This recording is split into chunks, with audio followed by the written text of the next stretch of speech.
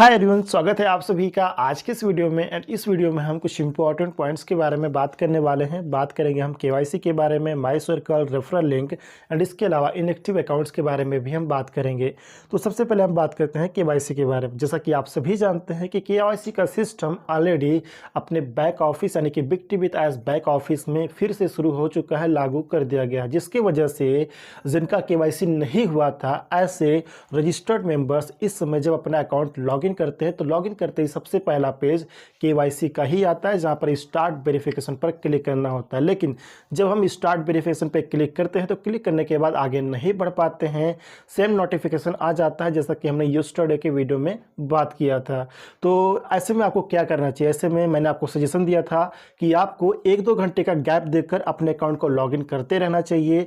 Login करते ही जब आपके सामने पेज आए केवाईसी का तो आपको स्टार्ट वेरिफिकेशन पे क्लिक करना। क्लिक करने के बाद अगर आप आगे बढ़ पाए, अगर आपको आगे बढ़ने का मौका मिले, यानी कि केवाईसी का नेक्स्ट पेज और भी सारे ऑप्शन ओपन हो, तो आप अपना केवाईसी वेरिफिकेशन का जो प्रोसेस है उसको कंप्लीट कर लीजिएगा। तो ऐसे करके आप 1-2 घंटे का गैप देकर लॉगिन करते रहें। जब भी आपको मौका मिले आगे बढ़ने का तो अपना केवाईसी का प्रोसेस जो है वो कंप्लीट कर लीजिएगा। लेकिन इसमें कुछ लोग ऐसे भी हैं जो हमारे रजिस्टर्ड मेंबर्स हैं, जिनका ईमेल भी वेरीफाई हो चुका है और जिनका केवाईसी नहीं हुआ था लेकिन वो रजिस्टर्ड है ऑलरेडी। तो कुछ लोग ऐसे हैं जिनके पास केवाईसी का पेज नहीं दिख रहा, यानी कि इस समय अगर वो अपने अकाउंट को लॉगिन करते हैं तो लॉगिन करते ही बैक ऑफिस का जो डैशबोर्ड है, जो पेज है, बैक ऑफिस उनके सामने ओपन हो जाता है, केवाईसी का पेज दिखाई नहीं देता है। तो ऐसे में अगर कुछ लोग ऐसे हैं जिनके साथ ये प्रॉब्लम है तो ऐसे में आपको घबराने की ज़रूरत नहीं। ये आपकी तरफ से नहीं है, इसमें आपको चिंतित होने की ज़रूरत नहीं, ये सिस्टम की तरफ से है।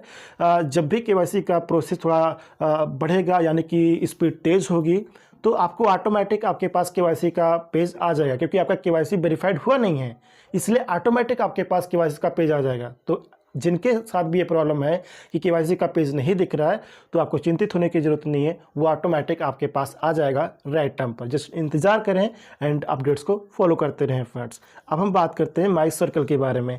माई सर्कल में कुछ चेंजेस हुए हैं, आप सभी ने देखा होगा। 1-2 ऑप्शन भी वहाँ पर ऐड हुए हैं, जैसे कि ईमेल का ऑप्शन ऐड हुआ है, केवाईसी का ऑप्शन ऐड हुआ है, जहां पर दिखता है कि अगर आपके सर्कल में जो रजिस्टर्ड मेंबर्स हैं, आपके माई सर्कल में जो रजिस्टर्ड मेंबर्स हैं, किसका ईमेल वेरीफाई हुआ है, किसका नहीं हुआ है, पेंडिंग है, वेरीफाइड है, या फिर केवाईसी किसका वेरीफाइड है या पेंडिंग है, तो सारा वहाँ पे दिखता है।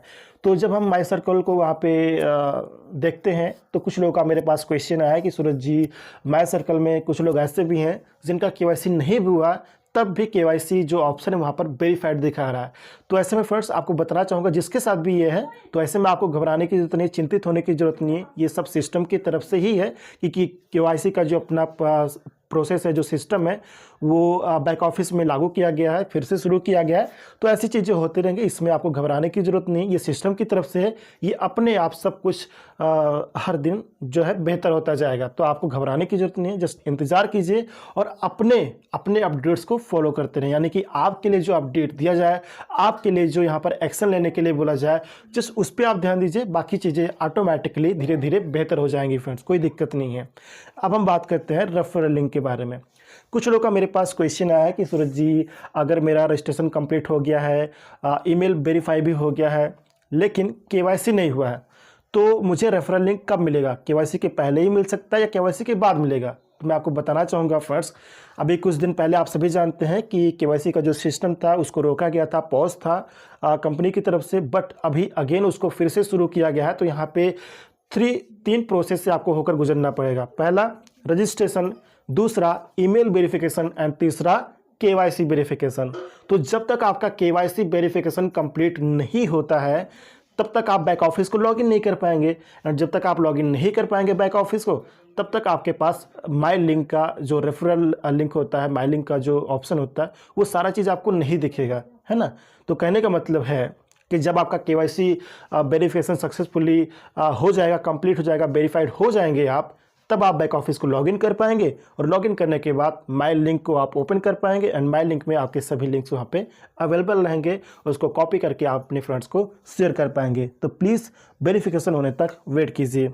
एंड इसके अलावा इनएक्टिव अकाउंट्स के रिगार्डिंग भी कुछ लोगों का क्वेश्चन आया है, क्योंकि कुछ लोगों ने बाय मिस्टेक 2 बार रजिस्ट्रेशन कर दिया है, कुछ लोगों ने बाय मिस्टेक omail.ei वहाँ पे सबमिट कर दिया है, कुछ लोगों ने मिस्टेक कर दी है ईमेल एड्रेस को फिल करते समय, या किसी भी तरीके से अगर किसी का बाय मिस्टेक रॉन्ग अगर रजिस्ट्रेशन हो गया है, तो ऐसे में उनका क्वेश्चन है कि ये सिस्टम की तरफ से रिमूव किया जाएगा या नहीं किया जाएगा। तो फ्रेंड्स मैं आपको बता दूं, इसकी रिगार्डिंग ऐसे ने पहले ही अपडेट दिया है कि आने वाले टाइम में जब ये सब कुछ ओके हो जाएगा, जैसे कि ईमेल वेरीफाई हो सबका हो जाएगा जो पेंडिंग है, और केवाईसी जिनका पेंडिंग है वो सब कुछ हो जाएगा, तो जब ये सारा जो प्रोसेस है केवाईसी का एंड ईमेल वेरिफिकेशन का जब ये कंप्लीट हो जाएगा, इसके बाद आने वाले टाइम में जो भी इनएक्टिव अकाउंट्स रहेंगे और जो अनवांटेड अकाउंट्स रहेंगे उनको सिस्टम की तरफ से रिमूव कर दिया जाएगा।